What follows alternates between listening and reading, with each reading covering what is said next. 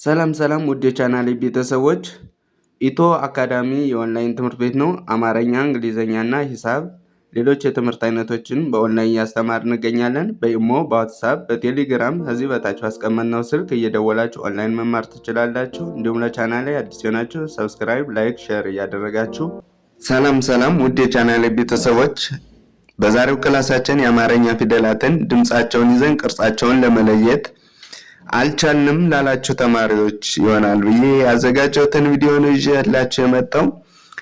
በዛሬው ቪዲዮ ክፍል 1ን የምናይ ይሆናል። እንዲሁም በክፍል 2 ቀጣይ ይዤላችሁ የመጣ ይሆናል። ክፍል 1ን ብዙ ጊዜ ብዙ ተማሪዎች የመጀመሪያ ስለሆነ ብዙ ጊዜ ይከታተሉታል። ክፍል 2 እንዲደርሳችሁ ላይክ፣ ሰብስክራይብ፣ ሼር በማድረግ ቤተሰብ ሁኑ። ቀጥታ ወደ ቪዲዮ ስነድ ይቺ ሃ ሁ ሂ ሃ ሄ ህ ሆ ብለን እናነባለን።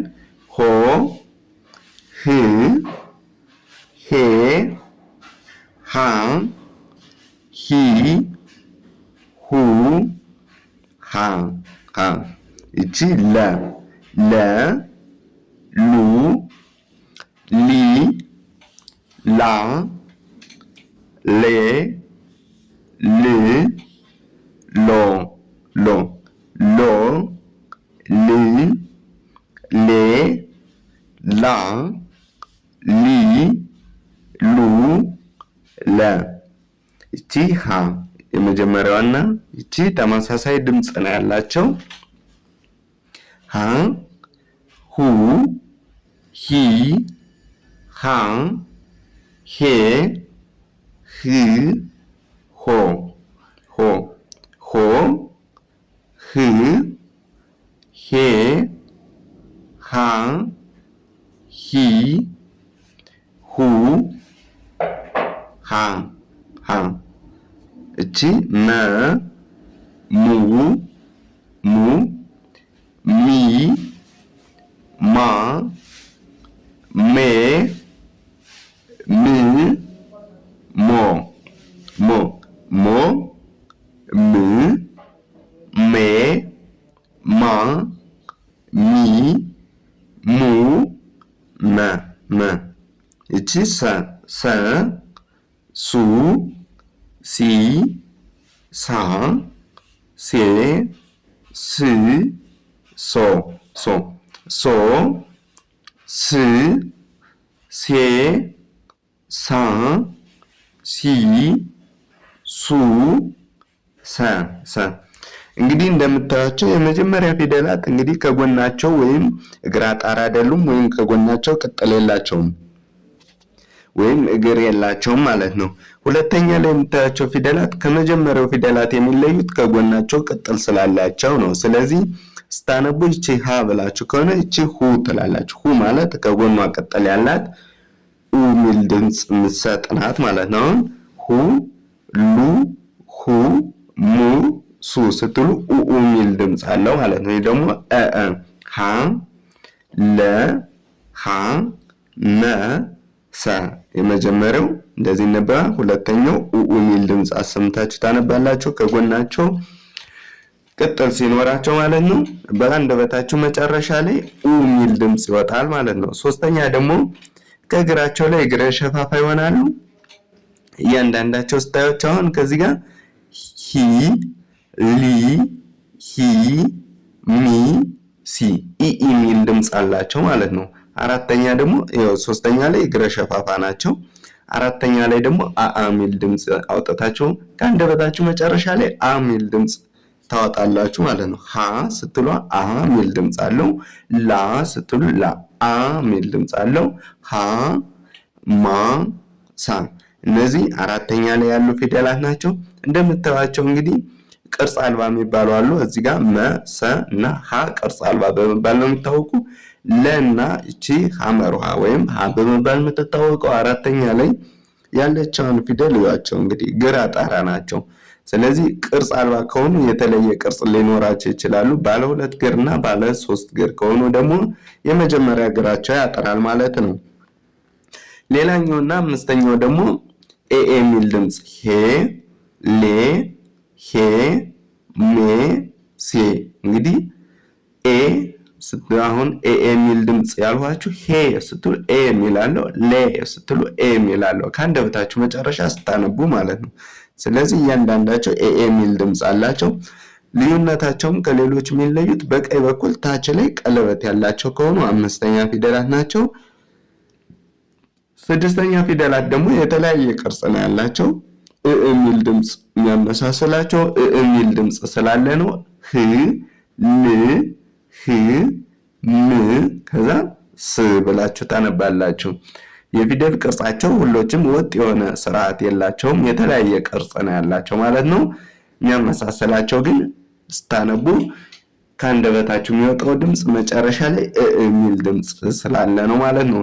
ሌላ ደግሞ ሰባተኛ ላይ ያሉ ድምጾች ናቸው ወይም ፊደላት ናቸው ማለት ነው። ይችን አሁን ስታነቡ ሆ ሎ ሆ ሞ ሶ ኦ ኦ የሚል ድምጽ አላቸው ማለት ነው። አሁን ሶ ስትሉ ኤስ ኦ ሶ፣ ሞ ስትሉ ኤም ኦ፣ ሆ ስትሉ ኤች ኦ፣ ሎ ስትሉ ኤል ኦ፣ ሆ ስትሉ ኤች ኦ ነው ማለት ነው። ኦ ኦ የሚል ድምጽ ካለው ሰባተኛ ፊደል ነው የሚሆነው። ልክ እንደዚህ እያደረጋችሁ እየጻፋችሁ እያነበባችሁ እኔ የምለውን እየተከተላችሁ መማር ትችላላችሁ። እንዲሁም በአጭር ጊዜ አማርኛ ፊደላትን እና አማርኛ ቋንቋን ለመጻፍ ለማንበብ የምትፈልጉ ኦንላይን እየደወላችሁ በአጭር ጊዜ ማወቅ ትችላላችሁ።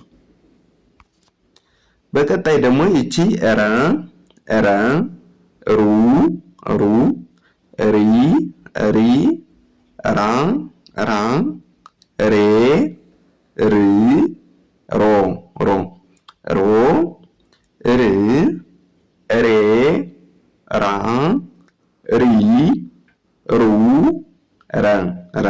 ይቺ ሰ ሰ ሱ ሲ ሳ ሴ ስ ሶ ሶ ሶ ስ ሴ ሳ ሲ ሱ ሰ ሰ ሸ ሸ ሹ ሺ ሺ ሻ ሼ ሼ ሺ ሾ ሾ ሾ ሺ ሼ ሻ ሺ ሺ ሹ ሸ ሸ።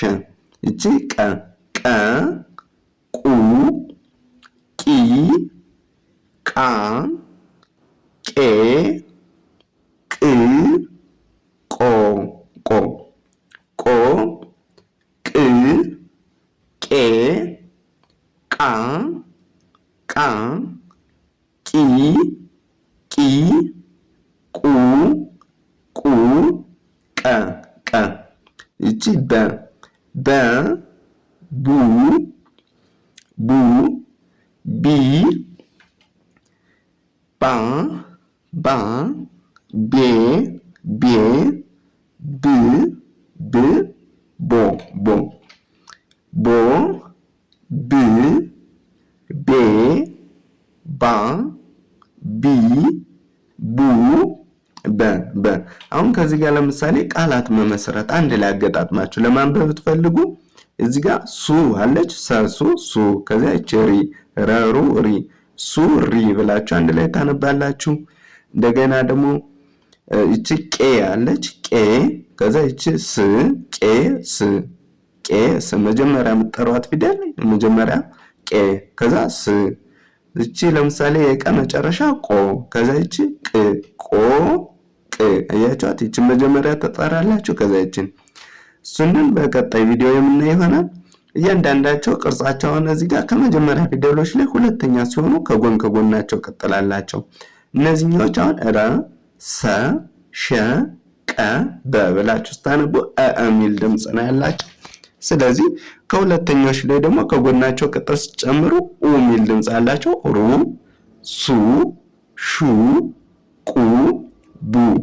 ስለዚህ ኡ የሚል ድምጽ ካላቸው ሁለተኛ ፊደል ድምጽ ነው ያላቸው ማለት ነው። ወይም ከጎናቸው ቅጠል ያላቸው ከሆኑ ሁለተኛ ፊደላት ናቸው ማለት ነው።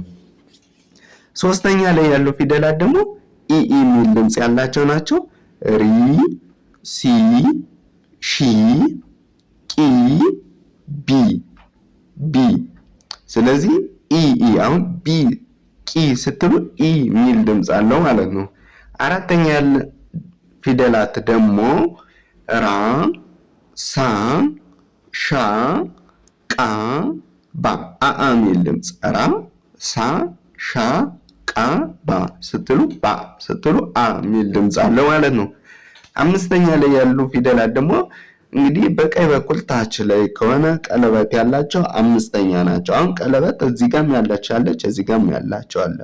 ስለዚህ የሌሎች ግና የሚለየው በቀኝ በኩል ታች ላይ አይደለም። እነዚህ ግና አምስተኛ ላይ ያሉ ፊደላት ከሆነ ኤ የሚል ድምጽ አላቸው። ሬ፣ ሴ፣ ሼ፣ ቄ፣ ቤ።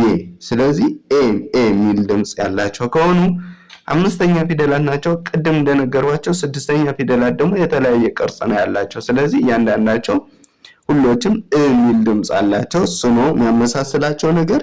ሌላውን ደግሞ ቅርጻን እያያችሁ እየጻፋችሁ መለማመድ ትችላላችሁ። እቺ ር፣ ስ፣ ሺ፣ ቅ፣ ብ ር፣ ስ፣ ሺ፣ ቅ፣ ብ አያችሁት?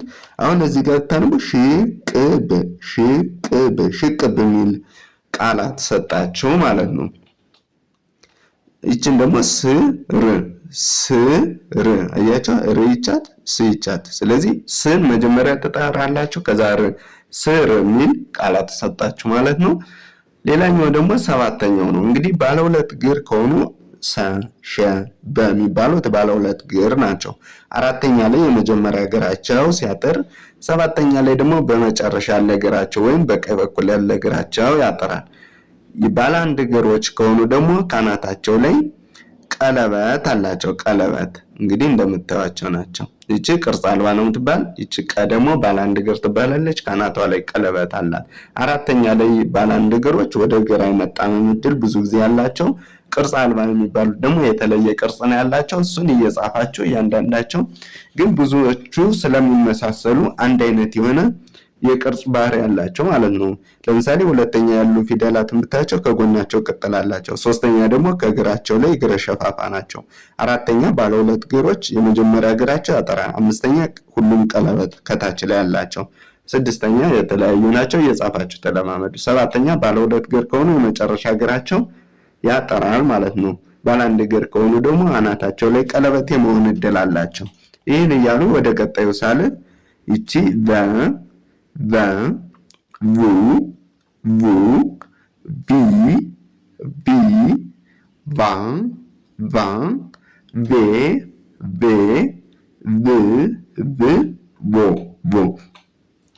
ቮ፣ ቭ፣ ቬ፣ ቫ፣ ቪ፣ ቡ፣ ቨ።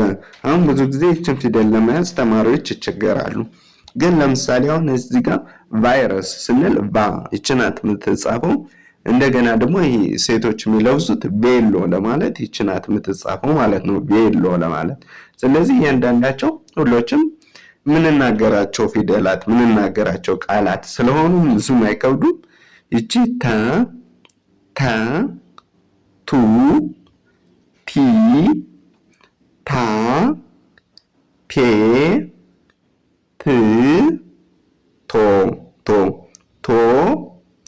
ት፣ ቴ፣ ታ፣ ቲ፣ ቱ፣ ተ፣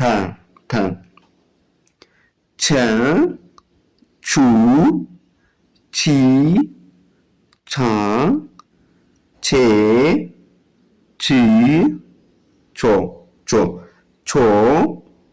ቺ፣ ቼ፣ ቻ፣ ቺ፣ ቹ፣ ቸ፣ የ፣ ዩ፣ ይ፣ ያ፣ ዬ፣ ይ፣ ዮ፣ ይ፣ ዬ፣ ያ ይ ዩ የ የ እቺ ነ ኑ ኑ ኒ ና ኔ ን ኖ ን ኔ ና ኒ ኑ ነ እንግዲህ ቅድም እንደነገርኳችሁ ከመጀመሪያ ፊደሎች ላይ እንግዲህ እንደምታዩቸው ናቸው። የሚል ድምጽ አላቸው። በ ተ ቸ የ ነ ስለዚህ ከመጀመሪያ ፊደሎች ላይ ሁለተኛ ለማድረግ ከጎናቸው ቅጥል መጨመር ነው ማለት ነው። እቺ ቡ ቱ ቹ ዩ ኑ እንግዲህ ከጎናቸው ነው እነዚህ ቅጥል ያላቸው። ሶስተኛ ደግሞ ኢ የሚል ድምጽ አላቸው ማለት ነው። ሁለተኛዎች ኡ የሚል ድምጽ፣ ቡ ስትሉ ቱ ስትሉ ኡ የሚል ድምጽ ነው ያላቸው። ሶስተኛ ደግሞ ኢ የሚል ድምጽ አላቸው ማለት ነው። ቪ ፒ ቺ ኢ የሚል ድምጽ አለው። ቺ ይ ኒ እነዚህ ሶስተኛ ድምጾች ናቸው። ከእግራቸው ላይ ሸፋፋ ናቸው።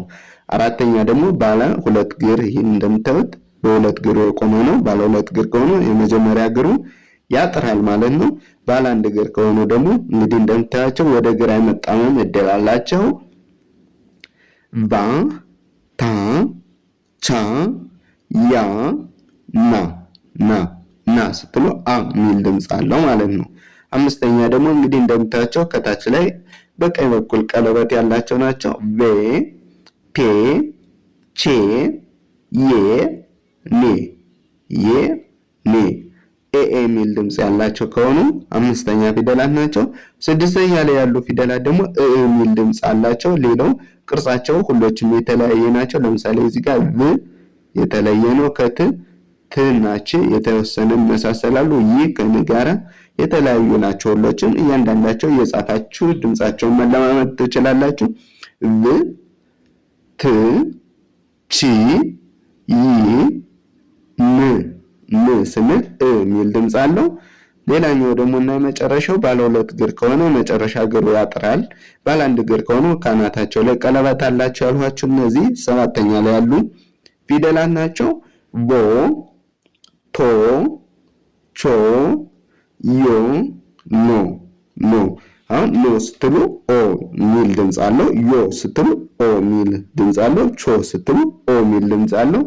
ቶ ስትሉ ኦ ሚል ድምጽ አለው። ቦ ስትሉ ኦ ሚል ድምጽ አለው። ስለዚህ ኦ ሚል ድምጽ ካላቸው እና የመጨረሻ እግራቸው አጣራ ወይም ካናታቸው ላይ ቀለበት ያላቸው ከሆኑ የመጨረሻ ፊደላት ናቸው። ዛሬ ይዤላችሁ የመጣው ቪዲዮ ይህን ይመስላል። በቀጣይ ክፍል 2ን ይዤላችሁ እስከምመጣ ሰናይ ቆይታ ይሁንላችሁ። መልካም ጊዜ